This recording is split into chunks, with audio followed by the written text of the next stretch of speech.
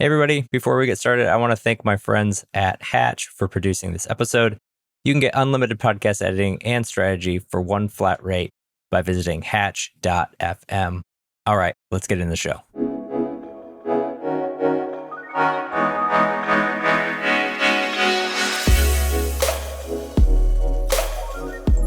Welcome to Distribution First, the show where we flip content marketing on its head and focus on what happens after you hit publish. Each week, I share playbooks, motivations, stories, and strategies to help you repurpose and distribute your content because you deserve to get the most out of everything you create.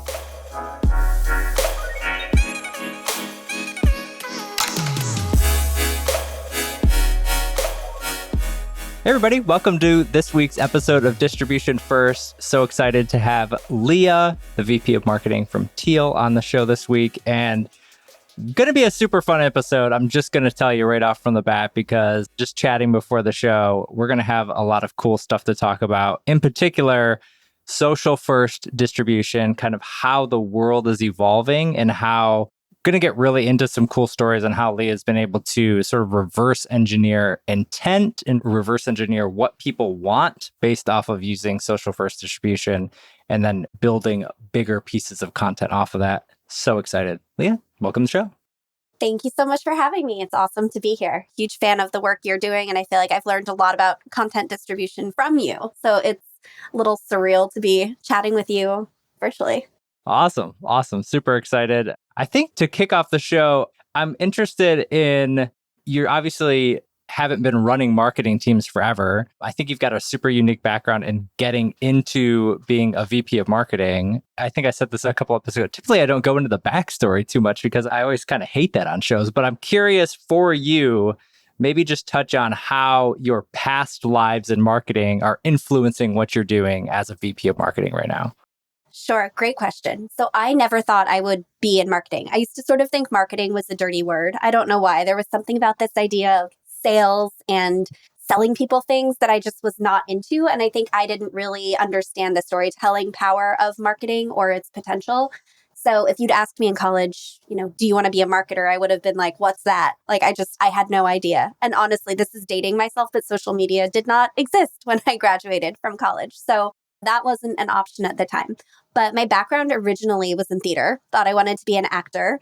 And I auditioned professionally for a little bit, realized that was very much not for me, and pivoted into the communications world at Scholastic. So I was on the corporate communications team for about 4 years, doing a mix of internal comms, PR, social media. That was really when I started to get excited about this idea of having face-to-face interactions with customers on a one-to-one basis. Helped spin up the Scholastic Pinterest account, Instagram that launched at the time. So there was a lot of really foundational work there in terms of getting executive buy-in around this new form of media and how we could leverage it as a brand. And then from there, moved to WeWork and was there for a little bit over 5 years, running the social team and growing a global team, which was a phenomenal experience for, I know there's lots in the news, especially this week about WeWork, and for all of the stories that are out there, there are 100 stories that are untold of the people who really helped build the company from the ground up. And it was the ride of a lifetime, which then brought me to my next ride of a lifetime at Teal. So I started in January of 2022 as the head of brand and content.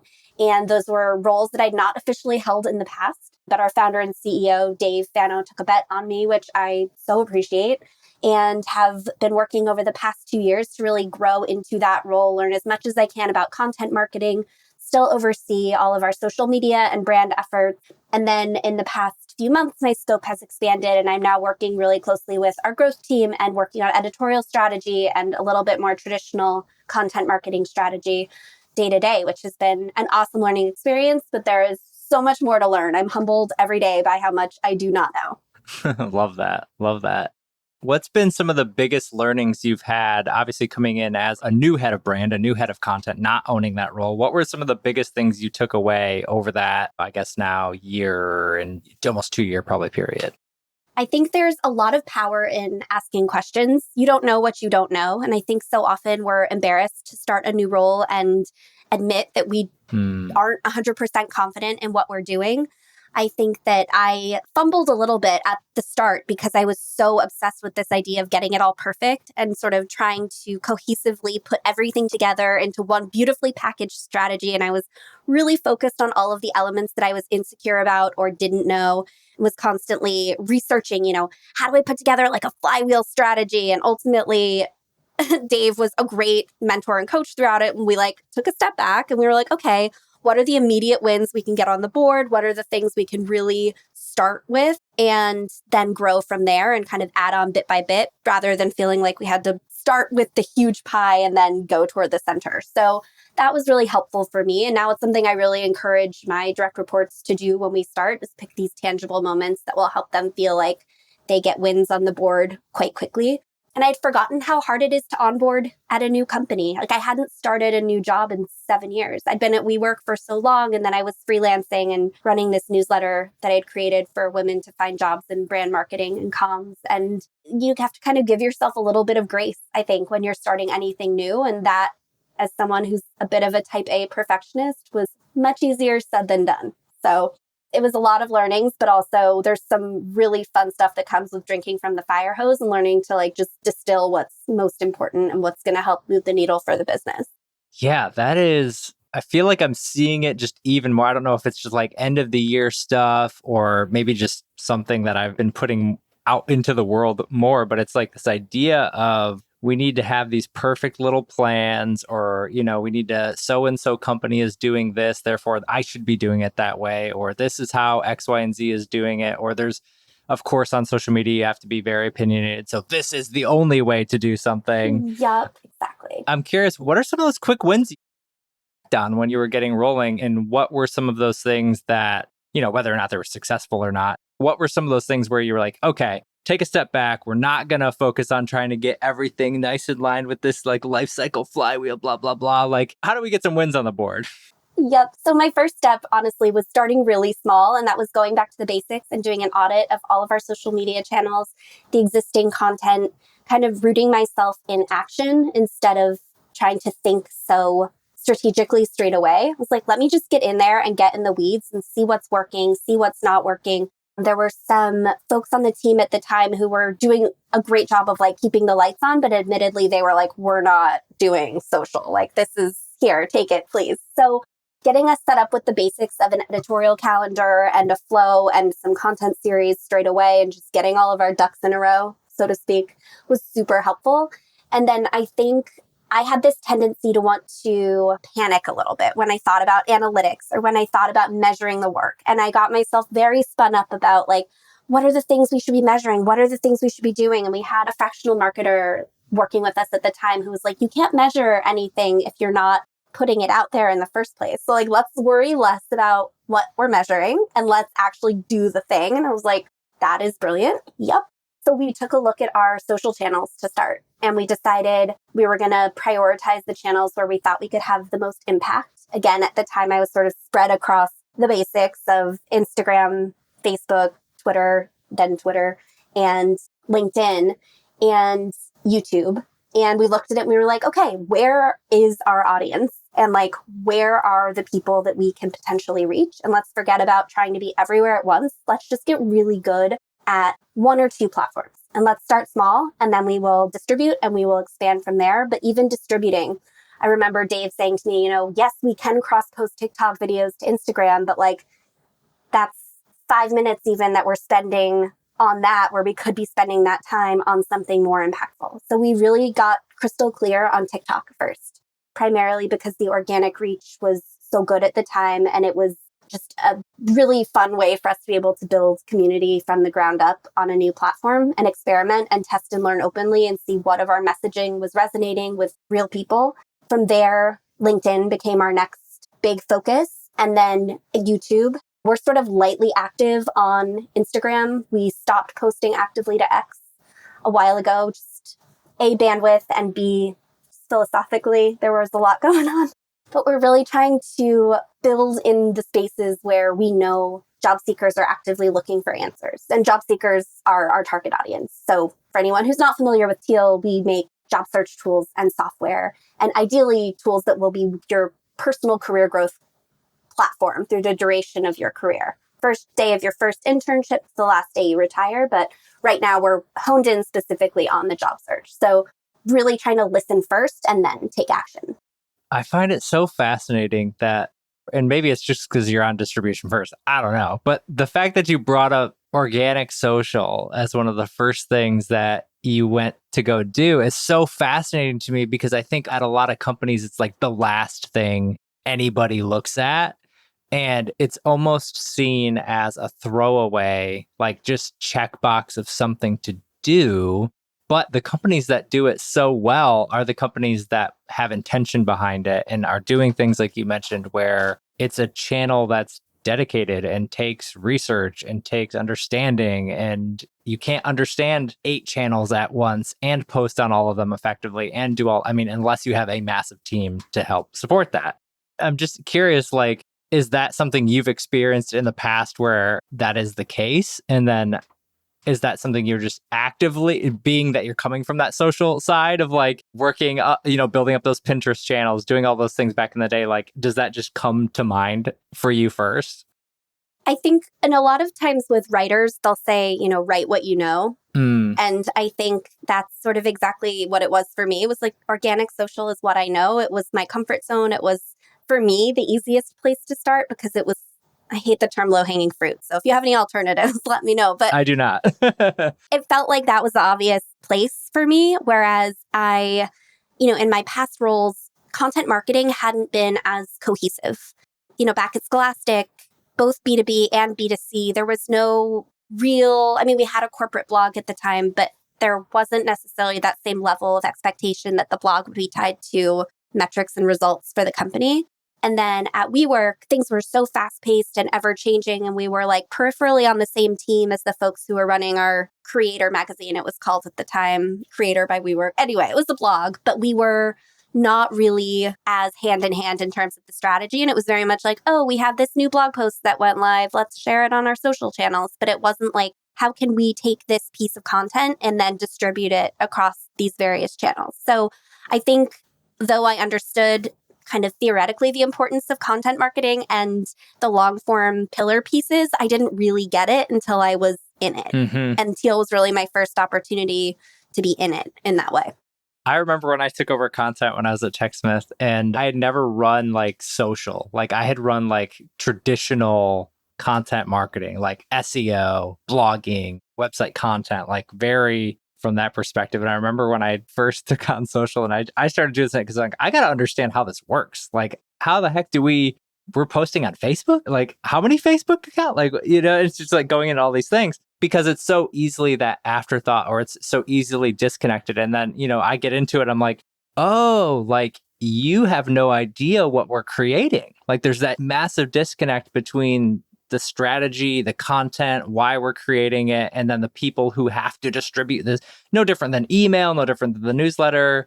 It's just, for whatever reason, at companies, it's a very siloed thing, even today. How do you sort of challenge that? How do you battle that at Teal or battle it up? How do you think about that? How do you connect those dots? I think we're in a really fortunate position with a leadership team, and particularly a founder and CEO who thinks in a very social first way and who just inherently understands the value of organic content. And when I started last January, that was part of the wanting to come in-house, was to build out an organic content function. They had focused a lot on paid and acquisition. And really, Dave straight away was like, nope, the value is this long-term play in terms of investing in SEO and organic social and brand building. And that is how we're going to win long-term. So like, okay, that's 10 hurdles skipped because I did not need executive buy-in or to justify the ROI of the efforts or to like explain. I mean, he just got it. And I feel so fortunate to be able to say that because I know that's not the case for so many marketers, but to be able to really just inherently from the get-go say like, yep, run with it was huge. And I think for us, it started to come back not only like from an actual metrics standpoint. We saw the followers, growing, which was awesome. But I think, we started to hear feedback more and more from folks via email about inbound partnerships like, hey, heard about you on TikTok. Hey, love what your team is doing on TikTok. Hey, you're one of my favorite brands on TikTok. And we were like, oh, okay, like we're going to keep doing what we're doing. And then trying to find that balance of not being too salesy, not being scammy in a space that's known for being really like it can be rough and brutal, and there's a lot of bad advice. Like, how do you cut through that? And also, how do you drum up interest in a product that's free? At the time, it was 100% free. We didn't even have a freemium plan yet, without TikTok also banning your account for thinking you're frauds and scams. So there were a lot of like nuances to navigate, but we were very lucky from the get-go with executive buy-in. Yeah, it's wild out there. I think it's such a pull, and especially there's so many forces out there for a lot of content marketers where, you're not incentivized to do what you should do, to be honest. Like, I think that's probably as clear as I can put it. Like, everybody knows how they buy. If you sat down and talked to them, they would be able to tell you, a friend recommended me to this. I listened to this on this podcast. I heard this recommendation over here. It's very hard to set those things into motion sometimes, especially when at the executive level, even at their heart of hearts, they would say that's how they buy, but they'd also say, where's my performance metrics? Exactly. And then also, too, when you take into how many touch points does someone need before they actually make the decision to purchase? And, I forget the stat, but something like you need to see a piece of content 7 times before you actually take action on it. I mean, that sounds low. Yeah. So, yeah, it's a tough balance. Yeah, I think the more that we can understand that reality, and I was just talking to somebody the other day where it was not only the amount of touch points, but the type of touch points matter too more and more, where it's not just TikTok, it's TikTok and YouTube. It's YouTube and the newsletter. It's all of those things that are compounding, because I might not watch your full show or listen to your full thing ever. But man, every time your clip comes by, I'm watching it because I got 60 seconds and I like your take. Yep. And that's valuable. Totally. And I think I come from this like old school mentality of, once upon a time, you weren't supposed to post the exact same thing on all of your channels every day. And you weren't supposed to post. Distribution was almost like, or repurposing rather, was sort of frowned upon. Because it was like, oh, well, you have to, adjust the content and tailor it to each of the platforms. But these days it's like, yes, you do. But you also, there's nothing wrong with posting the same thing in multiple places. Like, your followers aren't everywhere at once on the exact same day. And the people who do notice that you're posting the same thing are probably also people who work in social media or content. So like, it's okay. Ooh, that's so good. That's true. We are a little bit more aware of what's going on, right? Like, I think if I asked my parents or my wife or my, they would, I don't know. I see so-and-so everywhere. It's great. Yeah, exactly. Which is very funny. Yeah, it is. It is funny. So let's dive into a little bit. I remember you telling me how you got, so I love the social first. I think that is so key in how companies can build better. It's a huge part of distribution first in general, is when I'm building up these frameworks for companies. Let's take a look at your channels and how you are going to get the content you create in front of your audience. And a huge part of that is also using social and using social listening to be able to create better content that your audience actually wants. So maybe talk to me a little bit about that too. Exactly. That's so well said. So I think for us, social media has been a really great sandbox to play in. And it's a great place to test new ideas, see what resonates. We were actually just chatting internally in a meeting. Our director of growth marketing, who's awesome, was pitching some ideas about ways we can really leverage social listening to come up with more topics that we then ladder up into the editorial strategy versus starting with our keyword research and then kind of in a more conventional way doing the piece around that and then distributing that and turning it into social content. So I have this vision in my mind. I don't know if this is a thing, but in my head, it's like an inverse pyramid where you have like your top of funnel and you have your big pillar piece or your meaty hero video or whatnot. And then you chop that down into smaller pieces of content within that smaller piece of content. And then you have 8 million social posts. So that's sort of the like top down version. And then I like this idea of the bottom up version. So in my mind, it's like all the little pieces, and of those that you're testing, which ones are popping, which ones are causing a little bit of a spark. And then from there, can you put those into something bigger, then into something bigger, and then the two sort of meet in the middle. So that's one of the things we're really trying to leverage right now. And I'd say our biggest success on that front with our Chat GPT content last November.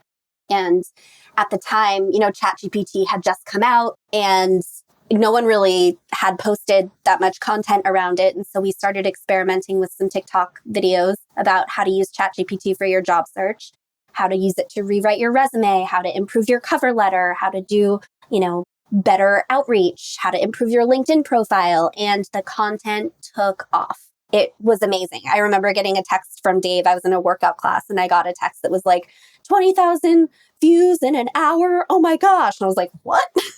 So that was a huge win. And then from there, we took our top performing videos around how to use Chat GPT in your job search. And we were like, wait a second, there's something here. Like there's something that people are gravitating towards. So of course, went on Ahrefs, looked it up. There was 0 keyword volume around anything related to Chat GPT. So I was like, you know what? We're going to take a bet here. So we threw together like sort of middle of funnel blog post. I honestly didn't think anything of it. I was like, oh, this is just a good way to distribute this social content. And it ended up being absolutely like critical to our growth strategy for the next year. It's averaged over the course of the past year about like a 13.5% conversion rate, at times up to 16% with some help from our growth folks who have made it better with time. Usually a lot of our blog converts around 4 to 5%, which is also great, you know, but just to see numbers in the double digits, we're like, is something broken? Like but it's driven over almost 40,000 signups just from that one post. So then we used that and we were like, okay, this is clearly something that folks are super interested in. How can we create a topic cluster around this and really like solidify our position in the Chat GPT AI for your job search space? So we created a bunch of additional content around how to use Chat GPT for your cover letters, how to use it for your LinkedIn profile, 21 great prompts for your resume. So really building out this collection of interlinked Chat GPT pieces and then incorporating products into those to show like, yes, you can use Chat GPT, which is great. We'll show you how to do it. It's free. Or if you want this all in one place, you can use Teal and here's how to do it that way. So it was this really fortunate blend for us of like right place, right time, gut instinct, and really like impactful results that I don't even think we would have expected. So skate where the puck is going is sort of my big takeaway from that one. Yeah. I don't do sports, but I think that's the right analogy. Yeah, I don't do hockey, but that sounds right. So anybody who's a hockey aficionado, correct us if we're wrong. Yeah, no, so many good things there. One, the willingness to just experiment and try. Huge, right? Like so huge. Yes. Like trust first that came from the team in terms of being willing to experiment and run with something that had no proven data around it was amazing. I also think from there, we were able to iterate and say like, okay, one of the things that we see is really working, video content, great, sticky, et cetera, et cetera. But these are all TikTok embeds in the blog post itself. And there's a play for us here in the like YouTube space where, okay, these keywords also are not really showing up in any of our keyword research for YouTube, but we have proof now from the blog post and from TikTok that it's really valuable. So we then, in April of this year, sort of relaunched calling it medium form. It's like 3 to 4 minutes is sort of our sweet spot, but our YouTube strategy, like with a more keyword informed approach. And right away, we saw impact from incorporating, basically using the editorial brief as the foundation for the YouTube brief, editing, modifying, making it more robust, and then having additional visibility in the search. Mm-hmm. And so Googling now, especially with the changes that are coming with generative AI, it's been amazing for us to be able to leverage that keyword research to try to rank for video content as well. And now that TikTok is also searched, it's kind of like a nice trifecta. I'm not complaining. No, absolutely not. So in that case, did you have like a 60-second short that you reworked and reshot to be 3 to 4 minutes? No, we actually ended up taking the concepts from each of the top 3 performing videos and then weaving them together into one longer form 3-minute video. It wasn't the exact same footage. We filmed it. We refilmed it. Our video producer did a great job of making it a little slower, more of a walkthrough than the TikTok was. The TikToks were pretty quick and snappy. And we've done, a ton of them, but under 45 seconds-ish. So then weaving them together in a way that felt cohesive. But then we replicated that with ChatGPT for cover letters, ChatGPT for job applications. And those videos are now some of our top performing, up to 60,000 views, whereas some of the YouTube videos we were creating early on in our social days of trying to do keyword research, but then not distributing the video really strategically, they're getting 800 views. So to be able to see impact that quickly and then to be able to see folks engaging with the content, figuring out what those hotspots are in the video that are top performing and pull those to make shorts or like double down on other short form video content. It's just been like this gift that keeps on giving. Absolutely. When I was a TechSmith running that was like the main strategy at the time, was especially, I think it was early 2020. So there was nothing to do but watch YouTube videos. And so we took probably easily the top 15, 20 blog posts that we had, and we shot them as YouTube content. Yep. And then re-embedded that content into the blog post, and it just becomes this cycle of content. And like you said, I've talked about this before on other episodes, but when you can get those things to rank on Google, that's the thing. Like those YouTube videos rank on Google.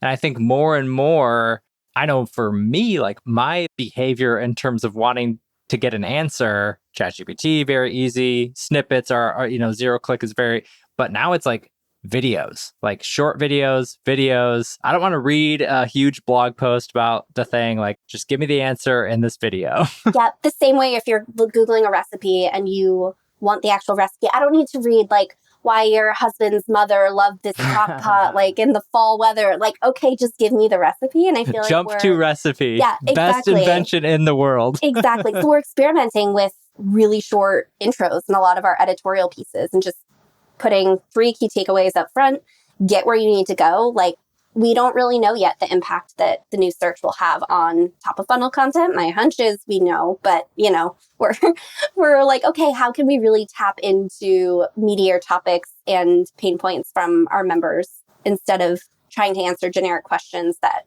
ChatGPT is capable of answering better than we probably could.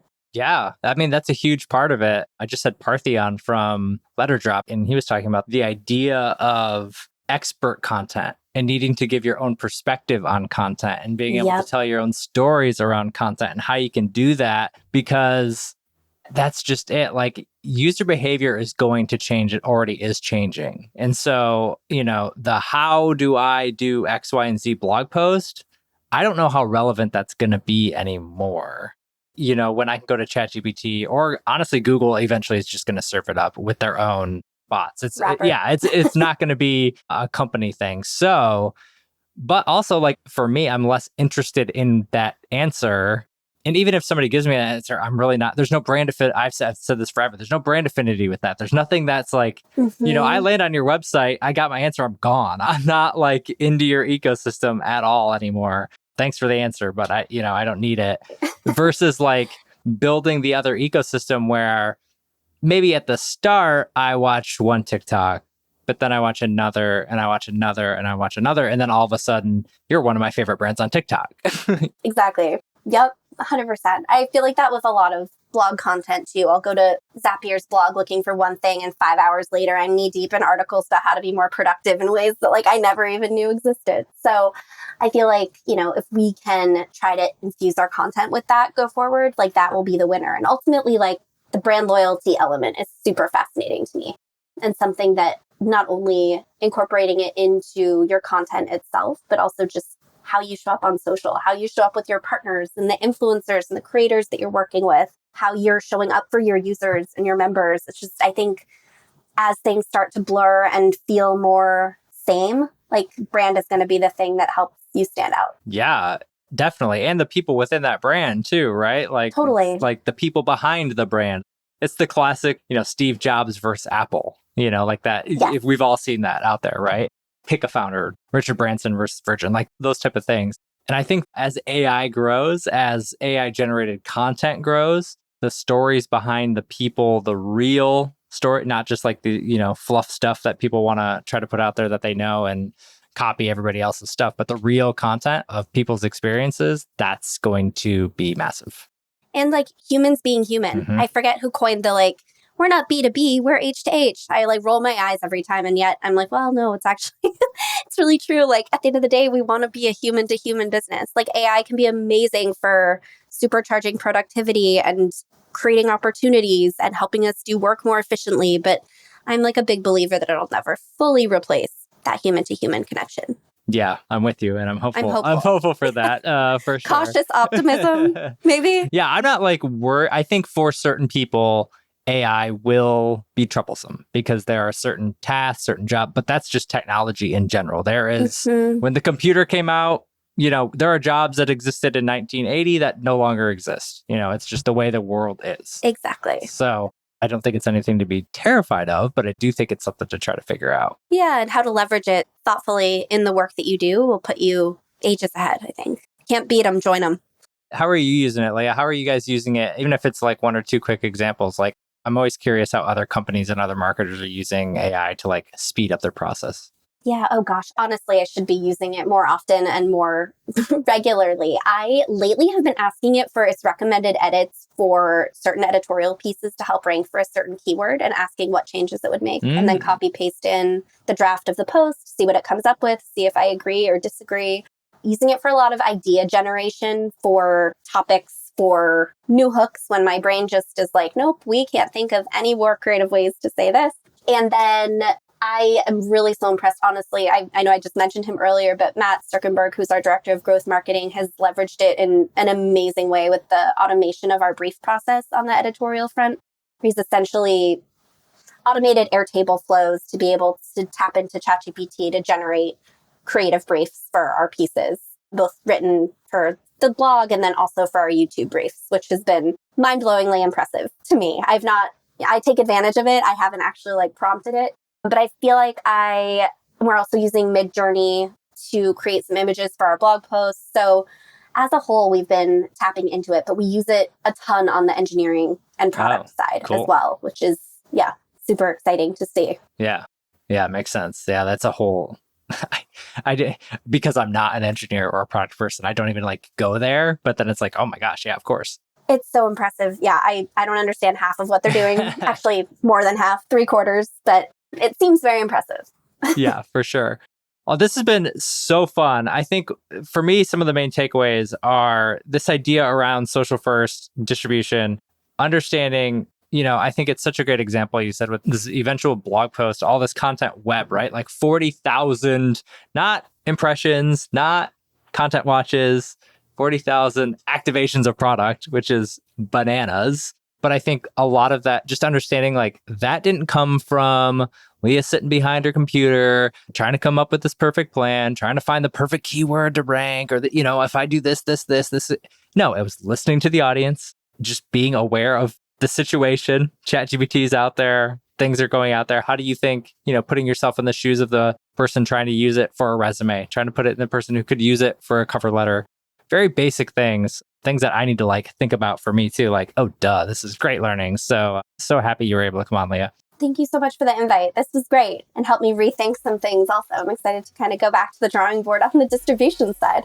Love it. Love it. So awesome. Thanks for coming on. And everybody listening, thanks for listening to the show. And we will be back next week.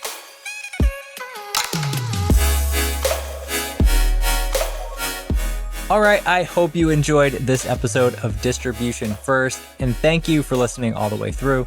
I appreciate you so much. And I hope you're able to apply what you learned in this episode one way or another into your content strategy as well. Speaking of strategy, we have a lot of things going on this year that are going to help you build your brand, 10x your content, and transform the way you do content marketing. Make sure to subscribe to the show and sign up for my newsletter at justinsimon.co so you don't miss a thing.